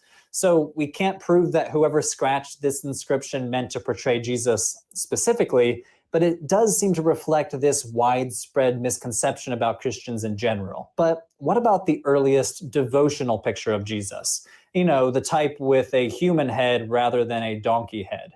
According to the scholar of early Christianity, Michael Peppard, the earliest datable depictions of Jesus were found in the Roman frontier town Dura Europos, located in modern-day Syria. Archaeologists identified a building there dating to the mid-3rd century CE as a possible house church. That's to say, a dwelling place that was converted for Christian rituals, specifically a baptistry and a meeting hall. The walls of the church were covered in paintings of scenes from the New Testament, including Jesus as the Good Shepherd, the healing of the paralytic, and Jesus walking on water. In the healing of the paralytic scene, Jesus is depicted as a young, beardless man wearing a simple tunic. It's basically a before and after cartoon, read from right to left. First, we see the paralyzed man lying on his cot, and right next to him, the same guy carrying it after Jesus healed him. The painting was located in the church's baptistry. This is interesting because the original story in the Gospel of John involves the healing waters of the pool of Bethesda beside the gates of Jerusalem, where, according to the story, sick people would try to touch the water in order to be healed. So the artist may have intended to link Jesus's miraculous healing powers with the waters of baptism. The miracle working Jesus is one of the most common motifs we see in the early centuries of Christian art, arguably because that is what Jesus was most famous for. Other early depictions of him, the miracle working Jesus appears holding a staff, almost like a magic wand. Here's an ancient Christian coffin which shows a beardless Jesus pointing his staff at pots of water, turning them to wine, pointing at a bunch of baskets, multiplying the bread, and at the end, pointing his staff at the resurrected Lazarus. In fact, the anti-Christian polemicist Celsus accused Jesus of being a magician and a cheap trickster. So even outside of Christian circles, Jesus was known for miracles. Even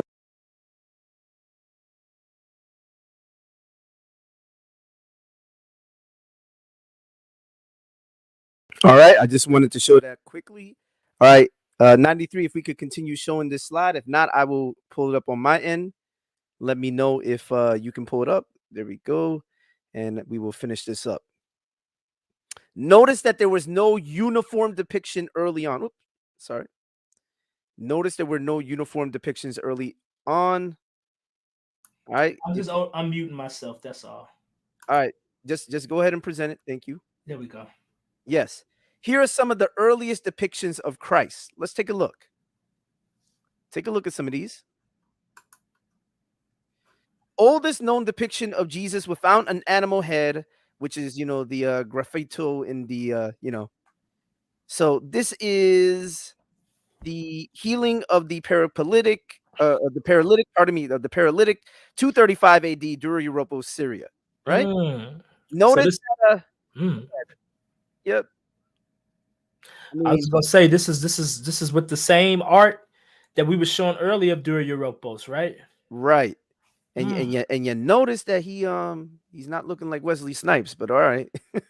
All right. Here you have 3rd, 4th century catacomb depictions of a fair-looking Christ. Again, we can just run through these. Just as early as some of the dark images. Right. Here you have catacomb of Domitilla showing Jesus as a brown-skinned Jew, 4th century AD. With and then on hair. the right, and on the right-hand side, you have catacomb of Camodilla showing fair-skinned Christ. Again, same time frame, 4th century AD. Two different images from the same time period, both in the catacombs. Right here, he's kind of Michael Jackson-ish, like the 70s Michael Jackson, like enjoy yourself. And then here go Chuck Norris, like on this side here. So we get Walker, Texas Christ here. All right. And the last image here. Yep. Now, this is one that I've seen Hebrew Israelites try to Photoshop, ironically enough. Left-hand side, you have the original. Right-hand side, you have the Photoshop Hebrew Israelite edition. So I think that's pretty much it. I think we pretty much crushed it. But I actually, you know what? Let me go ahead and play Jonathan Shorsh. And actually, before I do that, if you could stop presenting, please, I appreciate it. Thank you so much for that. I'm going to go ahead and show this article. Actually, I almost forgot the article. This was for earlier, with the whole Knox. So when Knox makes his claim, here's the funny part. I don't think Tazarah realizes that Knox was in the minority. So let's look at this real quick. Now, it says right here, I know this is really small. Actually, let me try to enlarge this text very quickly before I forget. All right, here we go. I think that's pretty. Give me 1 second. And what I'm going to do is I'm going to read what people actually had to say. Here we go. Yes, here we go. So this is what Knox, when he talks about when the race is purest African, whatever. Now watch this. saying that about the very Jews that Tazarah rejects. Now, however, Knox himself admits that the Jews were placed by theorists with the so-called Caucasian race and at the head of the Caucasian family. Now, this is Knox 1850, page 300. Indeed, none of the major race theorists of the late 18th and 19th century share Knox's views, about the pure and African and all that. The Scottish polygenicist Lord Camus brings the quote-unquote white Jews of Cochin as evidence against climate determinism, even though they had lived in India since time immemorial or immemorial. They had the quote-unquote same complexion they have in Europe. And this is in Home 1774, volume 1, page 14. Remember, this is this guy right here. This is Ran Ha-Cohen, Jewish blackness theory revisited. For the French naturalist George Colliver, just like for Lawrence mentioned above, actually, did I skip ahead? No. Just as for Lawrence mentioned above, the Jews were part of the quote-unquote Caucasian variety of man. And there you see the citation. The American skull researcher Samuel George Morton considers the Jews to be a part of the Arabian family. He stresses that the black Jews of Cochin are not Jews by nation, but only by conversion. The Swiss-American biologist Luis Agassiz insists upon the property of considering Genesis as chiefly relating to the history of the white race, with special reference to the history of the Jews. But last but not least, for two of the most prominent American race theorists of the 19th century, Josiah Clark Knott and George Gildon, the Jewish people, quote, furnish so striking an example of the preeminence of a Caucasian type. The Jew's skin may become more fair at the north, more dark at the tropics than in the land of promise. But even here, the limit of change stops far short of approximation to other types. In the broader context of the so-called quote-unquote science of race, Knox was clearly a minority position. So this is the interesting thing. And I'm not saying any of this to try to say that I agree with all the other guys that were speaking, just as I don't agree with Knox. I think that they were all wrong in their time, but nevertheless, Knox was in the minority position. It wasn't like everybody listened to Knox and they were like, yeah, Knox got it right or something. In fact, even Knox admits that he was in the minority. And to be quite frank, I would say he and the men who shared the opposing view were both wrong, point blank, period. So with that being said, I just wanted to bring that out and to show that Tazarah is not doing his due diligence to vet his sources or check things out. I'm going to go ahead and play Jonathan Schorsch now. Since he wants to make an appeal to Schorsch, I told him Schorsch is going to contradict you. Well, I'm going to play an interview that Jonathan Schorsch did on the Dagger Squad channel. This was several months back. And let's see what he has to say about African Americans. Remember, this is the same guy that Tazarah made an appeal to. He thinks Schorsch actually endorses him or something. All right, here we go.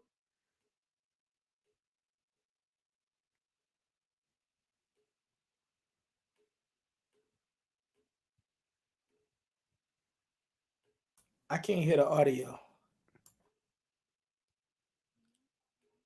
You can't hear the audio? No. Was it really low or is it Not at all. I couldn't hear it at all. Okay, let me try this again. Oh, I know how to do this. Okay, I got it. I'm tripping. Yeah, here we go. Y'all about to hear in a second. Here we go. Question again from London, England. I think you answered this last week. Some claim African Americans descend from the Portuguese Jews. Can you, he worded it wrong, but are African Americans descendants of Portuguese Jews? All African Americans? Yes. No. I mean, how could they be? You have slaves brought from many points in Africa, West Africa, all along the western coast of Africa. I mean, later on, obviously, from the eastern coast, even from Madagascar. I mean, but they're not all Jews. They're Africans. They're, again, they come from multiple backgrounds. So no, I mean, and as we talked about last week, I mean, I can't think of, other than one or two or maybe a handful of exceptions, I can't think of any slaves brought across the Atlantic who claim Jewishness uh, until Equiano, that's the 18th century. So again, I talked about Esperanza Rodriguez last week, so that's one exception I know about. She'd been a slave in Seville, in Spain, Sevilla. But yeah, I would say, so therefore, like 99.9% of the slaves have nothing to do with Judaism. You start to have slaves converted to Judaism in the Americas, in Suriname, in Jamaica, in Dutch Brazil. And by the way, I should say, going back to the question of one of the brothers from I forget from London or whether it was Brother Reggie, but when it comes to circumcision in Dutch Brazil, we know that there was an ordinance passed in the Jewish community in 1640s. Right, the Dutch controlled 4 provinces of Brazil from about 1621, but definitely from 1630 to 1654. So a very short time, not even a half century. And when the Dutch controlled those areas, the Dutch were very friendly with the Jews. They cooperated a lot with the Jews. They were very happy to have Jews come to Holland and come to the Dutch colonies. And the Jews lived openly in Dutch Brazil, which of course they could not in Portuguese Brazil because of the Inquisition and because the Catholics hated the Jews. And so there's a community ordinance from the Jewish community of Recife in Brazil. And it says that Jewish owners should not circumcise their slaves until they are freed, until they're manumitted. Why? Because once the slave is circumcised, according to Jewish law, they are then really partially Jewish. If you've done the ritual immersion and then you freed them, then they're fully Jewish. So once you circumcise a slave, they are really part of your community. You're not supposed to sell them. You can't treat them like a slave, ironically, right? Again, the paradoxes of all of this material and these laws, right? And these attitudes. Once you circumcise a slave, they are part of your community and household. You can't treat them like they're not human by selling them off, right? And so this piece of legislation from 1640s Brazil tells us, again, many things. One, it tells us that Jewish owners were circumcising their slaves, at least some of them. And do we consider that positive or negative? Is that a problem or is it good? Who knows? It depends on who you ask and what your perspective is, right? So they're circumcising some of their male slaves, or some of them are circumcising some of their male slaves. But then it obviously is clear that some of them are still selling their slaves. So that's bizarre, right? Like, on the one hand, they're bringing them into the Jewish community, or they're following Jewish law to some degree, but then they're selling them as if circumcision in Jewish law doesn't really make these slaves one of us, right? So that to me is very troubling, right? And I would assume that one of the reasons the law was passed in Brazil, in Recife, was to say, look, if you free your slave, then you can make that slave fully Jewish. And then that's the time to circumcise the slave. And by the way, I want to make it clear that once the slave is free, and even while the slave is still a slave, circumcision is never enforced. The circumcision and the conversion to Judaism was always supposed to be voluntary. The slave had to want to become a Jew. The slave had to agree to it. And if the slave didn't, then you sold the slave. Again, by 12 months, according to Rabbi Akiva, according to Talmudic law. So the slave was given the choice, and you could not force the slave to be Jewish, to become Jewish. So this law from 1640s Brazil says, look, you can't mistreat your slave once you bring them partially or fully into the Jewish community. And so here too, we're faced with the complexity of how to interpret these kinds of laws. Is this law protecting slaves? Is it actually treating them humanely by saying that they can only be converted after they're freed when it's voluntary? And is it protecting them from being sold, even though they've been partially brought into the Jewish community? So you could read it that way. And you could also read it the opposite way. You could read it as saying, look, we just don't want to make slaves Jewish. So just don't circumcise them, because we know, the people writing the law, we know that most of the people actually don't free their slaves, right? Overwhelmingly, owners did not free their slaves, right? We know that of Christian owners, Protestant owners, Catholic owners, Jewish owners. The overwhelming number of slaves were not freed, and those who were freed as a kind of, gift of beneficence, right? So maybe they passed the law knowing that most of the freed slaves, that few slaves would be freed, and that even among the freed slaves, most of them wouldn't convert to Judaism. So it could be seen as a law that keeps Africans out of the Jewish community. So once more, it's one thing to have the evidence, and then it's another thing to know what to make of it. So, yeah. All right. Question. Jonathan Short's looking a little swarthy there, huh? You see, he got the full lips, kind of like a wide nose a little bit. His skin look a little tan. What he had to say though about African Americans, right? And he said, yeah, he made my point when he was talking about, well, we start seeing them around Suriname, they start getting all of that stuff. Oh yeah, in his interview, he literally says that the Surinamese Jews, the ones that these guys like to make appeals to, were mulattoes who were the result of white Jewish men and black African women. And he says this about several other groups, man. And what's crazy to me is that Hebrew Israelites will read these old sources and not realize that all of this is contradicting their claims, especially Tazarah specifically. Tazarah, it is insane to me. And here's the thing: we're not doing this because we're trying to be mean or we're trying to be crazy and act like, oh, well, you can't have black Jews or anything like that. But as far as Suriname and all these other places, even in West Africa, fam, like you already know, I read the Raleigh Register, right? Where it says, where the Jews of Timbuktu basically said they were the result of non-black Jewish men who had married the daughters of Ham. You know what I mean? I'm coming in through the phone, Faithful. I'm letting you know. Wait, say that again? So I'm coming in through the phone. I'm just letting you know. All right, that's cool. That's cool. All right, so what's crazy is that, matter of fact, I'm going to read that source and then see if, yep. All right, you're good, man. But you got to mute yourself. 93, you got to mute yourself. All right. All right, so what I'm going to do very quickly is I'm going to go ahead and see if I could pull up the Raleigh Register, and then we'll probably just call it a night. You know, to me, it's amazing. It is amazing to think that all a person has to do is read a lot of, and by the way, just so everyone knows,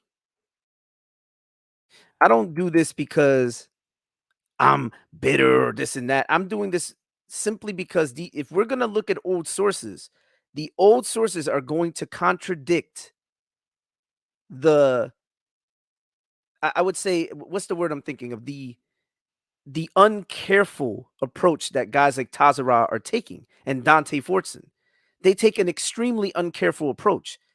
And to be honest, the reason why Dante takes such an uncareful approach is because Teo, that's Jacob and his brother, Tayu, they take an uncareful approach. In fact, if I'm not convinced, Dante was brought into his current understanding by the Teo brothers.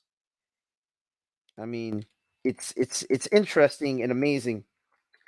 Like, you know what I'm gonna do right now? If I don't pull up the Raleigh Register, I just might pull up this other newspaper, which also has it, because there's several newspapers at the time that that actually included it. Give me one moment, y'all. And again, I'm doing this to highlight why a person needs to be mindful, careful And you make appeal to old sources. They're not always going to cut your way. In fact, we are now understanding that a lot of these guys aren't considering the way language was used, the way that uh, Jews migrated into different areas, intermarried. And the fact of the matter is, they don't want to accept that the Jews who are intermarrying with these black people are the very Jews that they reject, ironically enough. Um, I'm just trying to find a source. I got a million sources here. I feel like these guys. I got a million sources. All right. Just give me a second. I feel like, you know what? I feel like I may have it in this other browser. If you just give me a second. I think I may have saved it to this other browser. And again, what I'm gonna do is I'm gonna, just highlight that if we continually look over these sources, they're not going to feed into the presuppositions that these gentlemen have been pushing. You know. All right, give me a second.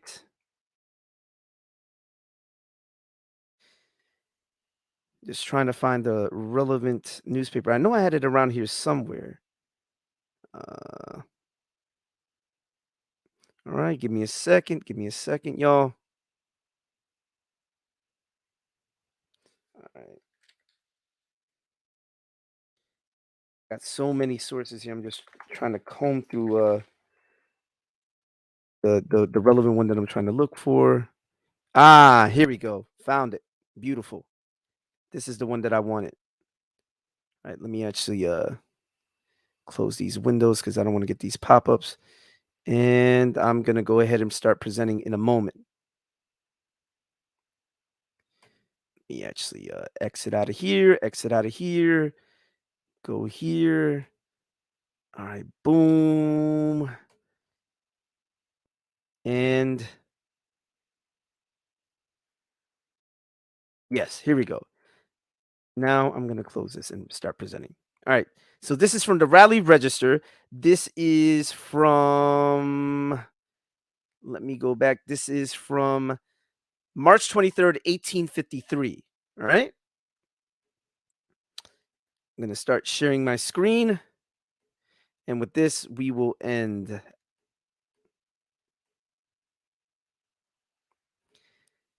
Jewish Negroes. The Reverend Dr. Phillips, missionary in the north of Africa, gives the following details concerning that country. A Russian Jew resident at Medha gave him information concerning a great number of Israelites inhabiting the oasis of Sahara and dwelling also at Bathor, Bisk, Warabi, Tagut, Busar, Bain Usab, Lucas, etc. There are in each of these places even more. In one place, he found 600 families with numerous synagogues and about 100 copies of the law written upon parchment, some of which were more ancient than any he had ever seen. But this is not all. Other curious details reached Dr. Phillips from another source, a Jew who had accompanied a German traveler as far as Timbuktu, found near the boundary of Bambara a large number of Jewish Negroes. Now, right there, they're going to say, oh, this is the smoking gun. It's right there. He's proving it. But let's keep reading. Nearly every family among them possesses the law of Moses written upon parchment. Although they speak of the prophets, they have not their writing. Their prayers differ from those of other Jews and are committed to little leaves of parchment stitched together and contain numerous passages derived from the Psalms. These Jews have mingled some of the superstitions of quote unquote oral law, which they have not committed to writing, with those of their neighbors, the Mohammedans and the heathen. They enjoy equal liberty with the other subjects of the African chiefs and have their synagogues and their rabbis. The explanation which those Jews, the Negro Jews of Timbuktu, the explanation which they give of themselves in connection with their black skin is this: that after the destruction of Jerusalem, at the time of the captivity, some of their ancestors, having neither goods nor land, fled to the desert. The fatigue which they endured was so great that nearly all the females died by the way. The children of Ham, let me repeat that again. The children of Ham received them with kindness. This is what they were saying. They considered the people that they were seeing in West Africa the children of Ham. The children of Ham received them with kindness, and by intermarriage with their daughters, who were black, communicated their color to their children. These children became generation by generation of a deeper hue until no difference of color now distinguishes the children of Shem, talking about those Jews in Timbuktu and those of Ham. The form of their features, however, is very different from the Negroes around them. These are highly interesting facts and create a strong desire that these unexplored regions may be readily open to intercourse with the civilized world. Access to these ancient manuscripts, which are probably older than any other now extant, would be of great value in correcting the received Hebrew text or in throwing light upon doubtful passages. But let's go back to this one point up here. The explanation which they give of themselves in connection with their black skin is this: that after the destruction of Jerusalem at the time of the captivity, some of their ancestors, having neither goods nor land, fled to the desert. The fatigue which they endured was so great that nearly all the females died by the way. The children of Ham received them with kindness, and by intermarriage with their daughters, who were black. This is where they're getting their skin color, by the way. This is what they're saying. Communicated their color to their children. These children became generation by generation of a deeper hue, until no difference of color now distinguishes the children of Shem with those of Ham. The form of their features, however, is very different from the Negroes around them. End quote. So, I think it's very clear that when we start looking at these old sources, it is going to undermine what these men are talking about. Unfortunately, they're not doing their due diligence to look at everything. We do look at everything. We objectively consider it, but unfortunately, they do not. And that's why they have to resort to misrepresentation, lying, false allegations in the case of Dante Fortson and several others from that side, but especially him. And to be honest, Dante Fortson, I have a surprise for you this Friday. You just wait and see. But with that being said, I want to thank you, 93. You are an independent researcher and a very good one at that. I totally appreciate your contributions to this live stream. You think so? Yes, sir, I do. Yep, did a good job, man. Shout out to Reggie. Shout out to Reggie. I see Reggie in the live chat. And shout out to everyone else. Shout out to my brother Built. Shout out to all the brothers and sisters in the chat. I appreciate you guys for coming on through. We're going to end this one. Thank you so much, 93, for coming on through. I appreciate it, man. Thank you very much for the opportunity. Absolutely. So we're going to go ahead and end this live stream now. I want to thank everybody for coming on through. I sincerely hope that this has edified someone out there. God bless you all. And until next time, take care. And for Tazarah, next time when you try to attack somebody, please do a better job at researching, because what you did was not a good look. Sorry. God bless y'all.